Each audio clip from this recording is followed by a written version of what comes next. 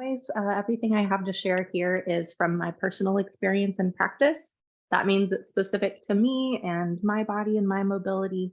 So please, please, please always modify, practice any variation, make everything I have to say yours. Everything is like a yellow light in traffic. It's just a suggestion. You can either proceed with caution or pause and reassess. So you do you, nobody knows you better than you. So please get to know yourself a little better just by listening throughout the practice and knowing where your boundaries are and honoring them. Yeah, thanks for listening. That is a little public service announcement. So to get started, I'll invite you to stand. If you have a little extra energy, you can wiggle as long as you'd like, or you may join me seated on the mat in a comfortable seat, whatever that looks like for you right now. And check in, just listen to your breath, maybe take 2 or 3 breaths without trying to change it.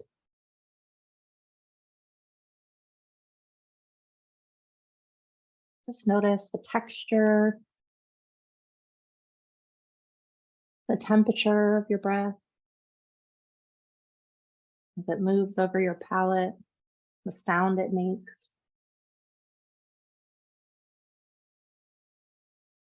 Notice any effort around it. Look for opportunities to bring ease to the process. The most natural thing we do is breathe. We do it constantly.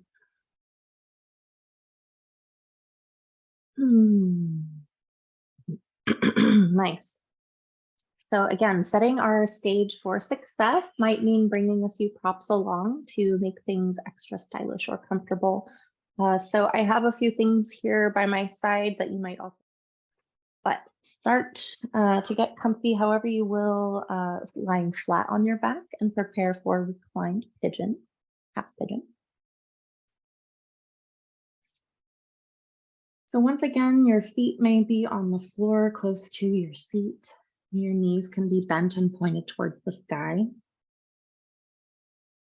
You might rest here a moment and notice how flat feels different than it might have at the start of our class. Take a breath in as you lift your right foot from the floor and bring your ankle to the top of your left thigh. Flex your toes towards your shin on your lifted foot. And just let gravity bring that right knee outward, kind of letting it fall to the side. So you've created a wonderful figure 4 configuration with your right knee bent and extended outward to the side with your ankle connected to the top of your left knee. This is enough. You can stay right where you are and let gravity and your breath do the work. Or if you'd like to explore a little more, you can release your left foot from the floor and bring this configuration of your lap towards your chest. You might like to rest your right palm on top of your right knee and kind of give it a bit of resistance, as your left hand might come to the back of your left thigh, maybe behind that knee, softly, gently bringing it towards you.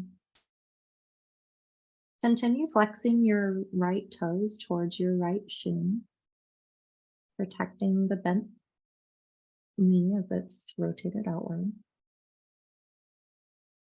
Notice your breath. If you find you're holding your breath, release the stretch a bit, back off a bit. Or see if you can use your breath to sort of manage the intensity of the sensation instead of sort of checking out and escaping it.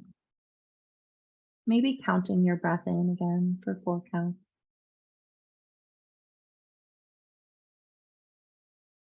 Maybe counting out for the same 4 counts. Maybe as you create space here and find a little length you'd like to reach in this little window of your right leg, then bring your right hand to the front of your left knee. So clasp fingers with your left hand, just adding a little bit of weight to your left knee, helping bring that ankle connected with it, just slightly closer to your left shoulder.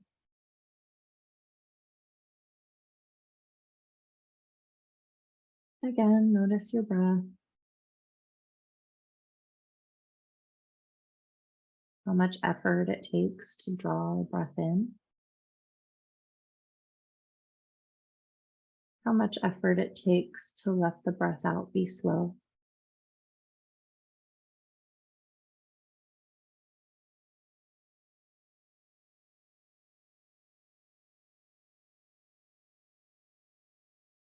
Nice. You might stay here or take 2 or 3 more breaths as you rock from side to side, noticing where the sensations go.